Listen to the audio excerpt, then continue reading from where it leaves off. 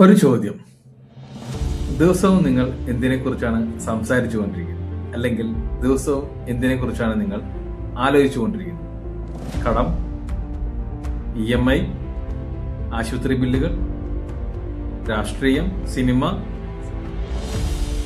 ഇതൊക്കെയാണ് നിങ്ങൾ ആലോചിക്കുന്നതെങ്കിൽ ഇത്തരം കാര്യങ്ങൾ തന്നെയായിരിക്കും നിങ്ങളിലേക്ക് വന്നുകൊണ്ടിരിക്കുക.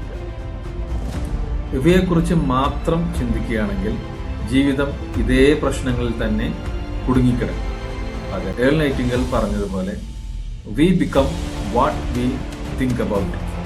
നമ്മൾ എന്തിനെ കുറിച്ചാണ് നമ്മൾ ചിന്തിക്കുന്നത് അതിനെ നമ്മൾ അതായി മാറും എന്ന് മഹാനായ ഏൾ നൈറ്റിംഗേൽ പറഞ്ഞു.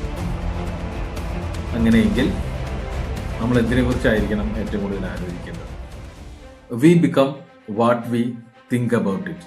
അതിനാൽ ഒരു സെക്കൻഡ് ഇൻകം നിർമ്മിക്കുന്നതിനെ കുറിച്ച് ആലോചിക്കുക. ഫിനാൻഷ്യൽ ഫ്രീഡം നേടുന്നതിനെ കുറിച്ച് ആലോചിക്കുക. സാമ്പത്തികമായി ഉന്നതിയിലെത്തുന്നതിനെ കുറിച്ച് ആലോചിക്കുക. ടൈം ഫ്രീഡം നേടിയെടുക്കുന്നതിനെ കുറിച്ച് ആലോചിക്കുക. നിങ്ങളുടെ ശ്രദ്ധ മാറിയ ജീവിതവും മാറും. അടുത്ത വീഡിയോയിൽ ജീവിതകാലം മുഴുവൻ ഓടിയിട്ടും ലക്ഷ്യത്തിലേക്ക് എത്തിച്ചേരാത്തതിനെ കുറിച്ച് എന്തുകൊണ്ട് എന്നുള്ളത് നോക്കാം. ഫോളോ ചെയ്യാം.